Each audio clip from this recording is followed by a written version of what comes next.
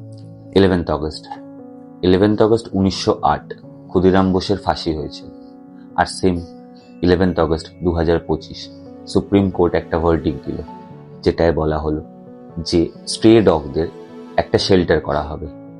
মানে স্ট্রে ডগদের আপনারা রাস্তায় আর দেখতে পাবেন না, যত তাড়াতাড়ি সম্ভব তাদেরকে রাস্তা থেকে সরিয়ে শেল্টার করা। এটার নাম দেওয়া হলো ডগ পাউন্ড।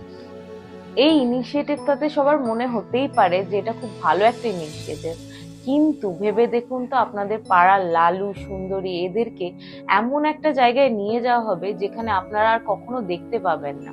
শেল্টারের নাম করে এদের পাঠানো হবে চায়না, ঘানা, কলম্বিয়ার মতো কিছু দেশের কসাইখানায়। ভাবুন তো, 15th অগস্ট আমরা ইন্ডিপেন্ডেন্স ডে সেলিব্রেট করব, আর যারা বাই বার্থ ইন্ডিপেন্ডেন্স তাদেরই স্বাধীনতা কেড়ে নেওয়া হবে এই অগস্টেই। যারা যারা এটা সাপোর্ট করছেন তারা ভেবে দেখবেন তো আমরা কাদের সাপোর্ট করছি।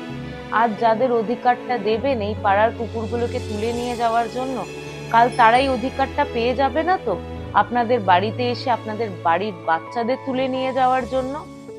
আর যারা যারা এটাকে সাপোর্ট করছেন একবার নিজেকে প্রশ্ন করে দেখবেন তো, রাস্তা থেকে এই কুকুরগুলোকে সরিয়ে দিলে আপনাদের সমাজ কি পরিষ্কার হয়ে যাবে?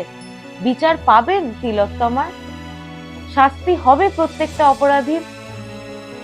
আসলে কি সত্যি এটা মানুষের জন্য ভাবা কোনো ইনিশিয়েটিভ, নাকি আমরা ভুলে গেছি যে অন্যদেরকে নিয়ে বাঁচতে কিভাবে হয়? আমাদের সকলেরই উচিত এটার বিরুদ্ধে রুখে দাঁড়ানো, নয়তো আজ জঙ্গল, তারপর রাস্তার কুকুর, কাল মানুষও তো দেরি হবে।